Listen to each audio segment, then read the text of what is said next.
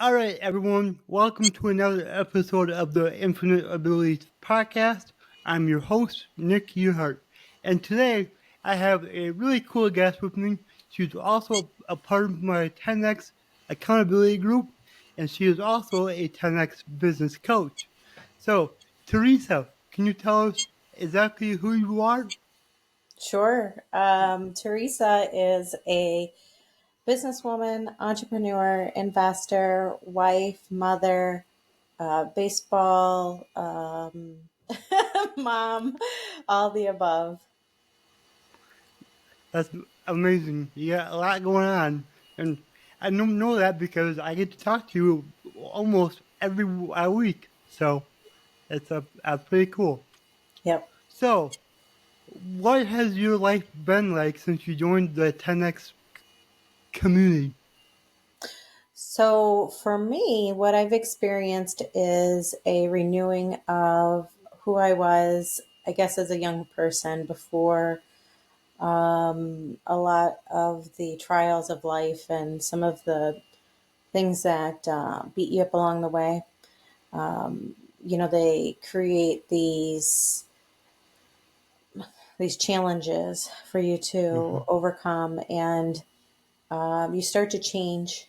Sometimes for the better, sometimes for the worse. And for me, I think the biggest shift was when I first started listening to Cardone U and the 10X business training. Hmm. It helped me to recall who I was, who I am as a person, and to kind of stand in my power in that way. So that's been my biggest shift thus far, and it just continues as time goes. There's more new discoveries I make about myself that that not that I deal with, that I'm digesting and that Hmm. I'm healing from. So Hmm. that's been my experience thus far. That's awesome. And yeah, self-discovery, like you said, it's challenging at times to recognize, some of your, faults or whatever you want to call them. I know that from my own experience, but it's how we work through them is what matters. And the fact that we put effort into improving ourselves every day to continue to better our lives, our families' lives, and the people that we impact. It's so powerful. Absolutely. This is actually one of my favorite shirts. I don't know if you can see it, but it's the 10X Success is My Duty. It kind Yeah. of reminds me on a daily basis that it is my duty to be successful, not only for myself, but my family. And, life is challenging. There's things that Hmm. happen all the time, and you can get tired and wore down very quickly. And with this little reminder, it reminds me that no matter how hard it is, I need to step up. It's my duty. Hmm. I need to step up, not Yep. only for myself, but for my children who, are going through the same path, just at a different level. And Hmm. I try to equip them with the tools I have now that I wish I had then to help build not only good people, good character, but also good assets to society as well, so that they're contributing and they're looking out for others and they're helping as well. I love that, and that's a testament to the amazing mother that you are. Oh, thank you. So that's incredible. And your shirt, it says "Success is my doing." That's one of Grant Cardone's quotes, and actually the whole quote is "Success is my duty, obligation, and responsibility."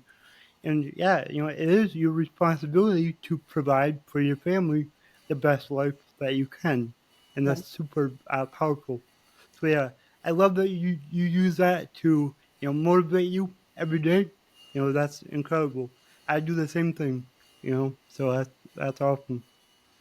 So as far as business, what do you do? So I currently am a business broker and a commercial real estate agent for the state of New York. I'm licensed in New York. The This position actually came out of a prior career that I had, which was entrepreneurship, which was something that I did not plan. I just kind of stumbled into and fell in love with. I started my first business in 2012, and the kids were just born, but it actually fit our lifestyle the best because we were working oil. We're an oil field family, so Mm-hmm. we work on the road, and we were moving a lot. And I discovered that there was a huge need in the market for supplies for these gentlemen, ladies and gentlemen in the industry, and decided that I was going to do something about it. And this is a testament to something that Grant talks a lot about, is just making a commitment and going with it. Not, you don't necessarily have to plan out your entire life because things happen, you know. And Mm-hmm. I actually went to school for architectural drafting and design. I love the whole design and concept. But what I actually took from it was the engineering portion. And it served me very well in the operations portion of business. So I look at business operations and systems very much in a engineering mindset, with how, one piece affects the next to the next to the next. And we build out a Mm-hmm. system similar to engineering systems like MEP systems. So so I built that business with my babies. They were 6 months old and a year and a half. And the incredible thing about that business that really kind of gave me, I guess, a little confidence in what I was doing, is that I was able to build that business very quickly. Mm-hmm. We did 600,000 between October and the end of the year. So October to Wow. December, we did 600,000 in sales, and then we did 1 million the following season, and then we did 2 million the following season, and 3 million the following season. But I Wow. contribute that to building proper systems, and Mm-hmm. putting those processes in place, and building a machine, so to speak, of how we operate. And then we opened Mm-hmm. up, we kind of duplicated each year. After the first year, we opened another store, and then the second year, we opened another store. And each store ran at about $1 million in revenue annually, consistently. And we did that for about 10 years, and then decided to make a shift. So one of the harder lessons that I learned while I was running that business is that when opportunity knocks at the door, it may only knock once, and you should be prepared. And I was not prepared. The Mm-hmm. opportunity to sell this business came at about 3 years in, and I had three different individuals who approached me about selling, but I did not know enough about selling to make a good decision. And Mm-hmm. the second lesson I learned from that was that I really needed a mentor in that time. So it's a true testament to having coaches and having mentors in place that can support you and help you go to the next level. So I think would have made a different decision then if I had the right people in place. Excuse me. Mm-hmm.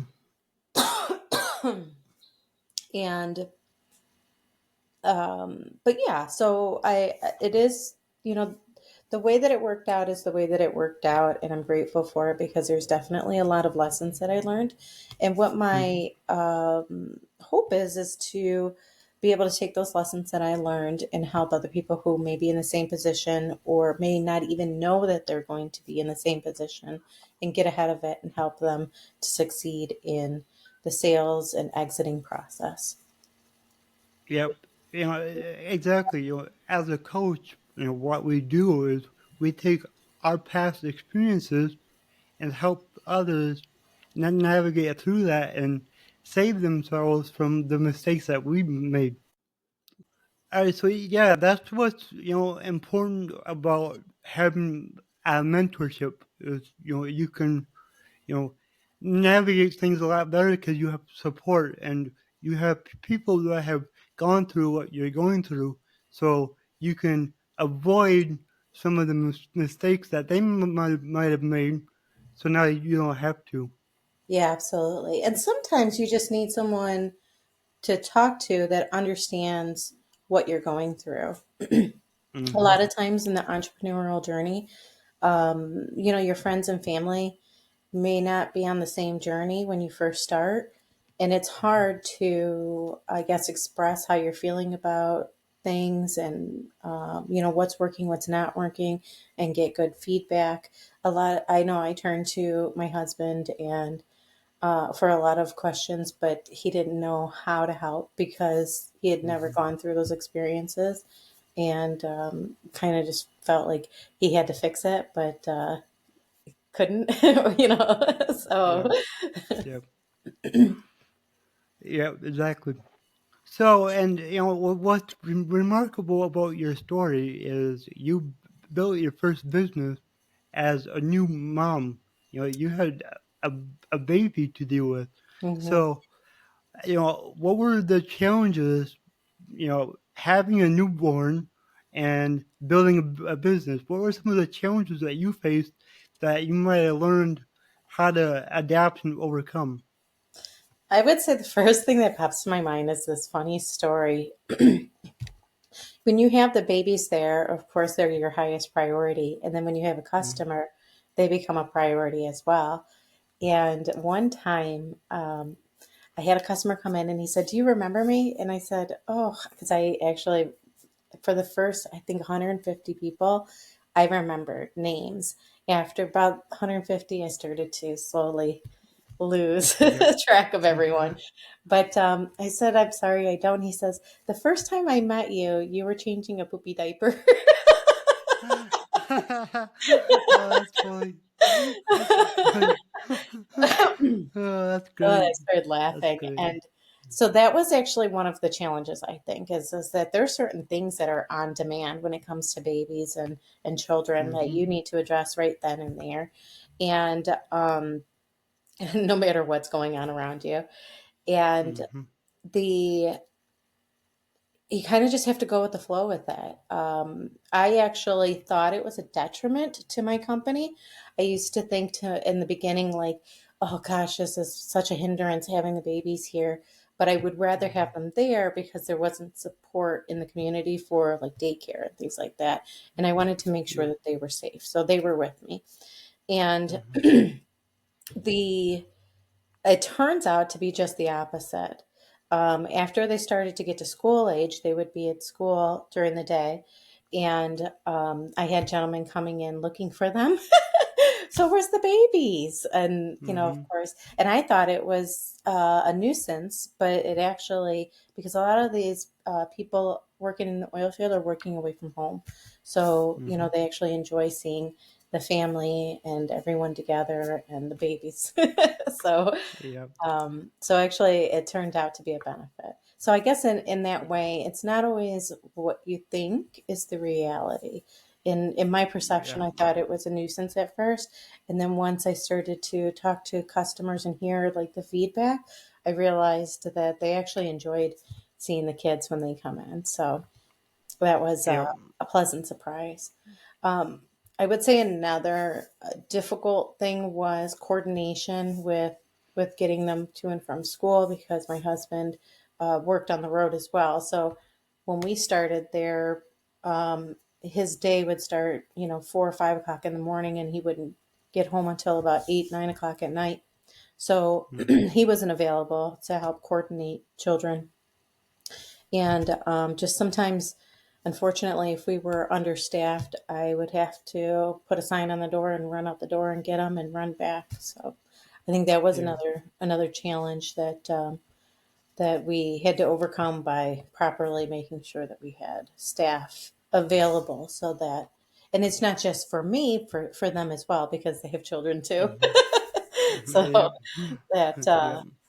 that was definitely something that I had to learn to figure out, not only for myself but for others who are coordinating little people. Yep. And I know how difficult it can be.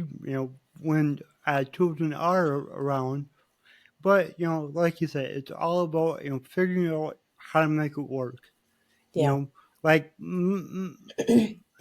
my best friend and business partner, Kyle, he's got two little girls, and he's a single parent, full time. So the girls are always around. So when we're working together, we gotta make sure that we also take time for them, and then if we have to get something done, make sure that they're occupied for a little bit. But and like there, there's times that I'll be making a video for social media, and one of them will holler, but it's like that's life, That's life. That's okay. But I just keep going, and it doesn't matter, you know. Right. Yeah. So it's Because just at the end of the day, it's such a small thing. And, yeah, it's the bigger things that really count. So some things you just exactly, have to brush off and let roll off your shoulders. exactly. So, what was one like milestone that sticks out that you had to overcome?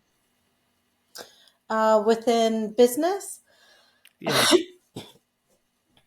oh, that's a great question. I think I think one of the bigger things that is difficult to overcome is relinquishing control. When you Mm, first start, especially if you're building from ground up and it's just you, like knowing when to hire the next person and giving them the reins in your mm-hmm, absence. I think mm-hmm, personally, putting the proper systems in place and training and support for them, but then also making sure that you're paying attention to what's going on when you're not there. I think that those are all important aspects to having your team come in. But I think that one of my larger challenges on the higher end of that spectrum is when it was time to hire a general manager. I had a team of 15 people. I had managers at each store who were in charge of the staff. And my father had actually gotten sick, and he was in Florida. So in 2015, I dropped everything and went to Florida. However, knowing I just found out that he was sick, and I had about 3 weeks before he was going in for a major surgery, and we were concerned that we were going to lose him.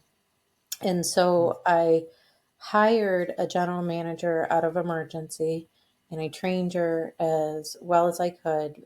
Fortunately, we had manuals in place and we had people in place, and she was one that was learning kind of last minute, and it was very rushed. And I, gave her everything, trained her as much as I could in those 3 weeks, and then ran off to Florida to be with my dad. I did work from Florida to support her, but we had an issue where a hire for one of our stores was stealing.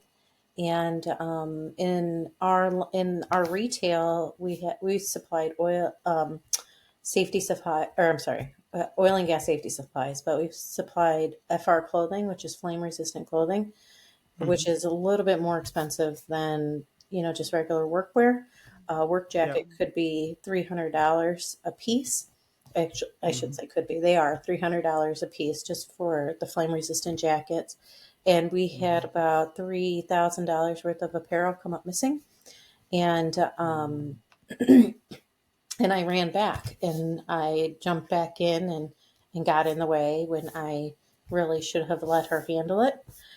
So I think that that is a challenge for most entrepreneurs, is relinquishing that control and letting them make those mistakes and learn through them, the same as we had to as we were building the company. So I would say that was definitely one of my bigger challenges. and like you said, that's a challenge that a lot of people face, and some people don't get through that, and they they hold on to that control, and then they don't end up growing, at least not as quickly as they could, Right. because they have to have that control, and they don't trust others to take over for them, and that can really hurt a business. Absolutely. Absolutely. Because it causes burnout for the owner. And if they Yep. can't make that shift, then they will just burn out and end up shutting down. Hmm. Exactly. So, what is your favorite part of our accountability group or the calls? What's your favorite part? Well, what I actually found to be an absolute lifesaver to me in having the a group to for support. Um, so, like I kind of referred to earlier, I don't necessarily have support at home in the business world because my husband is actually a business owner now, but he and I don't see things the same. Hmm. So I actually just had an instance where I went to him for support, and unfortunately, he didn't hold the space for me. And I Hmm. was able to go to the accountability group and share the same thing, and the space was made for me, and it actually helped Hmm. me get through a portion that I needed to get through. So in that way, I feel like it's been a lifesaver because it's a part of my growth process, just like, everyone's growth process is to learn from your mistakes and let them go. And what I learned is that I've been carrying things with me that have been holding me back. So Yeah. I think that's probably my favorite thing is that I can depend on you and Gary and Allison and Ryan and Yeah. Tammy to Hmm. to be there in a 10x manner, not just to show up, Hmm. but also to show up in your best selves. So I feel like that's a huge benefit. Yep. And yeah, I'm so glad that you joined the group. You've been in the group for what, about 4 or 5 weeks? Is that Uh, right? yeah, I would say, yeah, maybe 4, 3 or 4. Yeah. So yeah, it's great to have you in the group, Well, thank and you. I was excited when I seen you pop in because I had seen you on our other calls. So it's nice that we finally get to know each other and all that. So it's really awesome. Yeah, absolutely, absolutely. I was very excited to see you as well. The I had heard a lot about you, but didn't have an opportunity to speak with you yet. So it's been really great being in there with you guys. Oh yeah, for sure. All right. So what does my slogan "Your abilities are infinite" mean to you? Your abilities are infinite. It means Mhm. that you can do anything you set your mind to. Exactly. As simple as that. I love that, and that's how I think of it too. Just you can do anything that you set your mind to. It's Absolutely. just amazing. All right. So if people want to reach out to you, where can they find you? So the best way to reach me would be my website. It is it is I just drew a blank. I'm so sorry. it's All good. I do all the time. it's dingconsulting.com. Awesome. And I'll put that in the show notes so everybody can find you. Okay, perfect. I do, just a I, side note, I do have to finish setting it up. I had it yeah, I'm switched. I'm working on I'm working on my website right now, Are so you? don't worry. We're in the same Yep, spot. yep, yep. We are, but yeah. So yeah, it was great to have you. Thank you so much. Thank you for having me. I appreciate it. I hope Of you have a course. wonderful rest of your day. You too. All right, everyone. That was another episode of the Infinite Abilities podcast. I'll see you on the next one. And remember, your abilities are infinite